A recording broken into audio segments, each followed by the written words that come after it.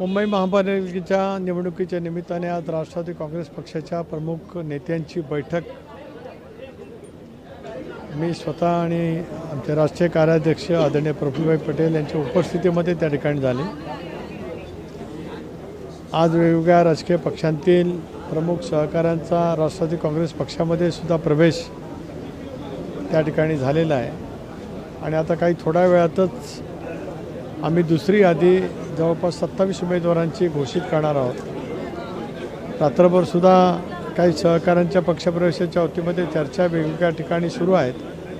त्याच्यामुळे उद्या 11 साडे 11 वाजता तिसरी यादी राष्ट्रवादी काँग्रेस पक्षाकडून त्या ठिकाणी प्रसिद्ध केली जाणार आहे। राज्यभरामध्ये सुद्धा एकंदरीत आढावा घेतला, त्यामध्ये नाशिकमध्ये राष्ट्रवादी काँग्रेस पक्ष हा शिवसेनेबरोबर त्या ठिकाणी युती करून लढतो आहे अशी माहिती तिथल्या स्थानिक नेत्यांनी मला नुकतीच त्या ठिकाणी दिली।